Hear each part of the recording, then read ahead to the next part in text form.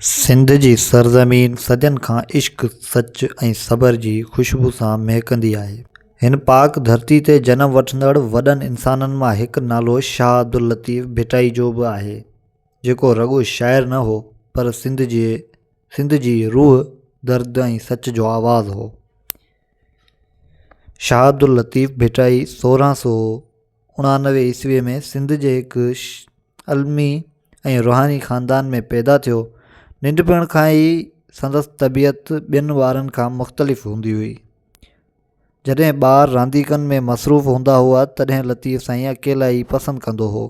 हू रातियुनि जो आसमान निहारींदो, सितारनि सां ॻाल्हाईंदो ऐं दिलि में सवाल खणी हलंदो हो।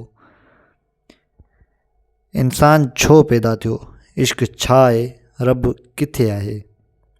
वक़्त सां गॾु शाह साईं इल्मु हासिलु करणु लॻो। क़ुरान, हदीस, अरबी ऐं फ़ारसी अदब सां गॾु सिंध जे लोक कहाणियुनि खे बि दिलि सां ॿुधंदो हो। सिंध जे ॻोठनि, रेगिस्ताननि, जबलनि ऐं दरियाउनि जो सफ़रु हुन लाइ किताबु बणिजी वियो। हू माण्हुनि जे ॾुखनि, ख़ुशियुनि ऐं जदोजहद खे पंहिंजे अखियुनि सां ॾिसंदो हो। शाह अब्दुल लतीफ़ भिटाई जो लिबास सादो ऐं खाधो थोरो ऐं ज़िंदगी फ़िकर वारी हूंदी हुई। हू माल दौलत खां परे रहियो पर दिलि जो अमीर हो।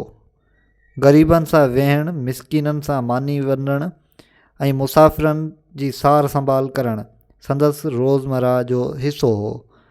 शाह साईं जी शाइरी सिर्फ़ु लफ़्ज़ न हुई पर दिलि जी धड़कन हुई। हुन मारी में वतन सां मोहबत जो सबक़ु ॾिनो, ससुई में सब्र ऐं जदोजहद, सूरड़ में क़ुर्बानी ऐं मूमल राणे में पाक इश्क बयानु कयो। संदसि सूरमियूं सिर्फ़ु किरदारु न पर इंसानी क़दरनि जूं अलामतूं हुयूं। रातियुनि जो भिटाई साईं तंबूर सां गॾु वेही कलाम चवंदो हो। हवा बि ॼणु ख़ामोश थी संदसि आवाज़ु ॿुधंदी हुई।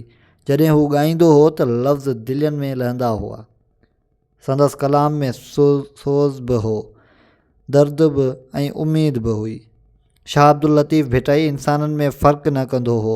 संदसि नज़र में सभु बराबरि हुआ। हू चवंदो हो त रब हर दिलि में आहे ऐं जेको इंसान सां मोहबत नथो करे सो रब ताईं नथो पहुची सघे। केतिरा ई माण्हू संदसि दरगाह ते इल्म लाइ ईंदा हुआ त केतिरा सुख लाइ। शाह साईं हर कंहिंखे ख़ाली हथ न मोटाईंदो हो। कंहिंखे लफ़्ज़ ॾींदो हो, कंहिंखे दुआ ऐं कंहिंखे रस्तो ॿुधाईंदो हो। वक़्तु गुज़रंदो रहियो, शाह साईं जो जिस्म फ़ानी थियो पर संदसि फ़िकर अमर थी वियो। जॾहिं हुन दुनिया खे अलविदा चयो त लॻो ॼणु सिंध जो आसमान ख़ामोश थी वियो हुजे, पर संदसि आवाज़ु कॾहिं बि ख़ामोश न थियो। अॼु बि जॾहिं सिंध जो माण्हू दर्द में हूंदो आहे त शाह साईं जो बेत यादि ईंदो आहे। जॾहिं रस्तो विसरी वेंदो आहे त भिटाई साईं जी शाइरी मशल बणिजी अॻिते वधणु सेखारे थी। शाह अब्दुल लतीफ़ भिटाई उहो सेखारियो त इश्क खां सवाइ ज़िंदगी अधूरी आहे, सच खां सवाइ लफ़्ज़ ख़ाली आहिनि ऐं इंसानियत खां सवाइ इबादत नामुकमल आहे। हू सिर्फ़ु हिकु शाइर न हो, हू सिंध जो साह हो ऐं हमेशह रहंदो। तो दोस्तों, उमेदु कयूं त तव्हांखे अॼु जी वीडियो पसंदि आई हूंदी। जे वीडियो पसंदि आई हुजे त वीडियो खे लाइक कयो ऐं वधि खां वधि पंहिंजे दोस्तनि सां गॾु शेयर कयो। ऐं हा, जेकॾहिं अव्हां चैनल ते नया आहियो त चैनल खे सब्सक्राइब करणु न विसारंदा। मिलंदासीं हिकु नई वीडियो सां गॾु। तेसीं ताईं रखो पंहिंजो ख़्यालु। अल्लाह हाफ़िज़।